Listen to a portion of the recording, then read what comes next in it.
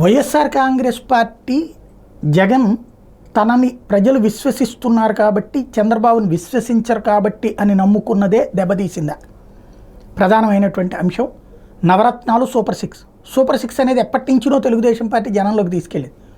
అయితే జనం దాని గురించి చర్చించుకోవట్లేదు. చంద్రబాబుని ఎక్కడ నమ్ముతారు, ఇంతకుముందు రైతు రుణమాఫీ సంపూర్ణ రుణమాఫీ చేయలేదు, అదే జగన్ వస్తే నవరత్నాలు చేసేసాడని వీళ్ళు ఫీల్ అయ్యారు. కానీ జగన్ చేసినప్పుడు చంద్రబాబు చేస్తాడు ఎందుకు చేయడు అని ఫీల్ అయ్యి ఉండొచ్చుగా. జగన్ చేశాడు, చంద్రబాబు ఇంకెందుకు చేయకూడదు? ఇంకా అంత అనుభవం ఉన్నటువంటి ఆయన క్రిందసారి చేయకూడదు అనుకున్న చేసి ఉండకపోవచ్చు, చివరిలో 10,000 ఇచ్చారు కదా, అట్లాగే ఇస్తారని ఫీల్ అయ్యి ఉండొచ్చు కదా. అందులో పెన్షన్ 4,000 అని చంద్రబాబు చెప్పినా అది 50 ఏళ్ళకే, ఎస్సీ ఎస్టీ బీసీ మైనార్టీలకి 50 ఏళ్ళకే పెన్షన్ అని ప్రకటించిన జగన్ మాత్రం 3,000 రూపాయల పెన్షనే, చివరిలో ఏడాదికి 250 రూపాయలు చొప్పున 2 ఏళ్ళు పెంచుతాను అని చెప్పుకొచ్చారు. అది అక్కడ 1 కోటి మంది దాకా పెన్షన్ వస్తుంది. ఇప్పుడు 66 లక్షల మందికి ఇస్తున్నారు పెన్షన్.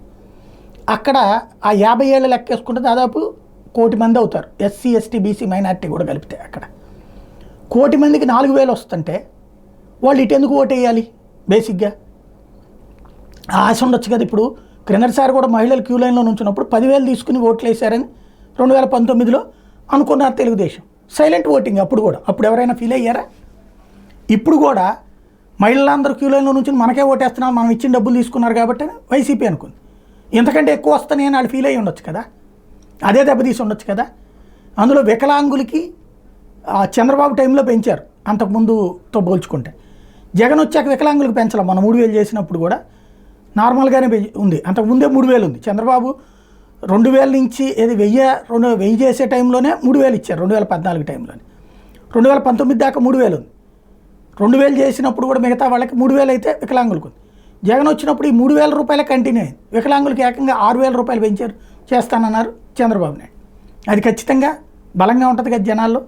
ఇంకోటి వాలంటీర్లలో 5,000 రూపాయలు మనం ఇచ్చాం కాబట్టి వాళ్ళు మనల్ని విశ్వసిస్తారు, మనం పెట్టాం కాబట్టి అనుకుంటే 10,000 అన్నప్పుడు చాలామంది అట్టు వెళ్ళాలా. కాబట్టి అది కూడా అయి ఉండొచ్చు కదా. ఏ ఆశ అయితే వైసీపీని బతికించిందో 2019లో, అదే ఆశ ఇప్పుడు తెలుగుదేశాన్ని బతికించి ఉండొచ్చు, భారీగా ఇచ్చి ఉండొచ్చు కదా. ఇది ఎందుకు ఆలోచించుకోవట్లేదు?